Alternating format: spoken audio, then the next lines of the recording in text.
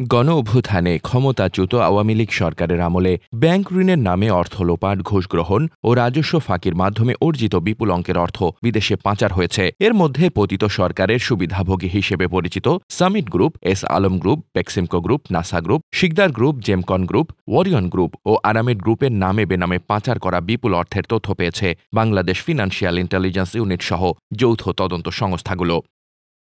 তদন্তের সঙ্গে যুক্ত সূত্র জানায়, মূলত যুক্তরাষ্ট্র, যুক্তরাজ্য, Canada, Hong Kong, Slovakia, Malaysia, Switzerland, Singapore, Thailand ও সংযুক্ত আরব আমিরাতে অর্থ সম্পদ পাচার ও বিনিয়োগের প্রমাণ মিলেছে। এসব সম্পদ দেশে ফেরাতে ইতোমধ্যে 8টি দেশের সঙ্গে মিউচুয়াল লিগ্যাল অ্যাসিস্ট্যান্স রিকোয়েস্ট করা হয়েছে বলে জানিয়েছে তারা। পতিত সরকারের টানা 3 মেয়াদে প্রায় 1700 কোটি ডলার অর্থ পাচারের অভিযোগ করেছেন বাংলাদেশ ব্যাংকের গভর্নর আহসান এইচ মনসুর।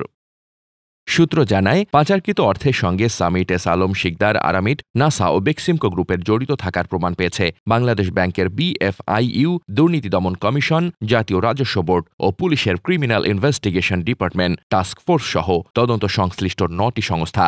এসব শিল্প বাণিজ্য গ্রুপের কয়েকজন কর্ণধার গোপনে বিদেশে নাগরিকত্ব নিয়েছেন। অন্তর্বর্তী সরকার পাচারকৃত অর্থের বিষয়ে তথ্য পাওয়া এবং তা ফেরত আনার লক্ষ্যে সুইজারল্যান্ড সহ 9টি দেশের সংশ্লিষ্ট সংস্থাকে পর্যায়ক্রমে চিঠি দিচ্ছে। তদন্ত সংশ্লিষ্ট কয়েকজন কর্মকর্তা জানান, টেলিকম, বিদ্যুৎ ও বন্দর খাতে সামিট গ্রুপ ব্যাপক অনিয়ম করেছে। গ্রুপটির প্রকৃত মালিক শেখ হাসিনা সরকারের সাবেক মন্ত্রী ফারুক খানের ভাই আজিজ খান। গ্রুপটি প্রভাব খাটিয়ে বিদ্যুৎ, টেলিকম ও বন্দর খাতে ব্যাপক লুটপাটের মাধ্যমে অর্থ পাচার করেছে। অনুসন্ধানে সিঙ্গাপুর, ব্রিটিশ ভার্জিন আইল্যান্ড ও সুইজারল্যান্ডের সামিটের নামে বেনামে সম্পত্তি থাকার প্রমাণ মিলেছে। গ্রুপটি সিঙ্গাপুরে $1.12 বিলিয়ন বিনিয়োগ করলেও অনুমতি রয়েছে মাত্র $70 মিলিয়ন। চট্টগ্রামের বিতর্কিত এস আলম গ্রুপের বিরুদ্ধে 1,20,000 কোটি টাকা পাচারের অভিযোগ করেছেন খোদ কেন্দ্রীয় ব্যাংকের গভর্নর। সরকারের একাধিক সংস্থার পক্ষ থেকে তদন্তে Singapore, British Virgin Island, Cyprus, Canada ও মালয়েশিয়ায় তাদের বিপুল পরিমাণ সম্পদের সন্ধান মিলেছে। এসব সম্পদের উৎসসহ কোনো তথ্য নেই। তদন্ত সংশ্লিষ্টরা জানান, সাবেক প্রধানমন্ত্রীর বেসরকারি খাত বিষয়ক উপদেষ্টা সালমান এফ রহমানের বেক্সিমকো গ্রুপের বিরুদ্ধে আমদানি রপ্তানির আড়ালে যুক্তরাজ্যে 8 কোটি 30 লাখ পাউন্ড পাচারের তথ্য রয়েছে। লন্ডনে সালমানের ছেলে আহমেদ সায়ান ফজলুর রহমানের নামে 77.5 লাখ পাউন্ডের 2টি বিলাসবহুল ফ্ল্যাট রয়েছে। নাসা গ্রুপের মালিক নজরুল ইসলাম মজুমদারের বিরুদ্ধে ব্যাংক ঋণের 670 কোটি টাকা বিদেশে পাচারের তথ্য রয়েছে।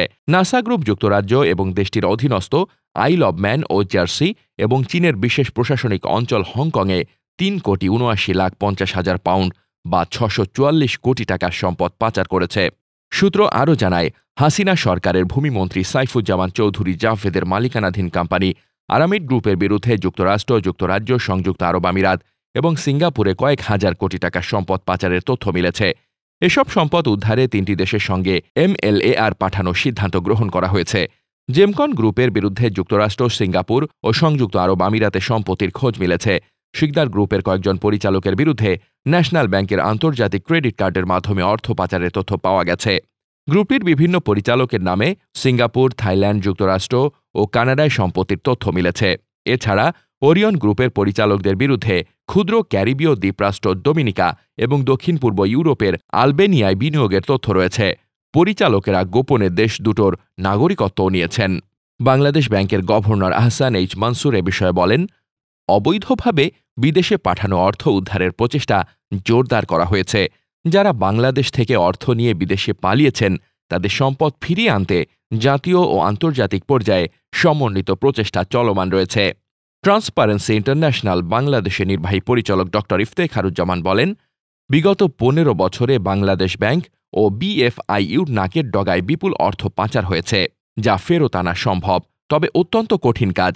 পাচারের টাকা ফেরত আনতে BFIU, জাতীয় রাজস্ব বোর্ড, CID, দুদক ও অ্যাটর্নি জেনারেলের কার্যালয়কে সমন্বিতভাবে কাজ করতে হবে। Desk report, বার্তাবাজার।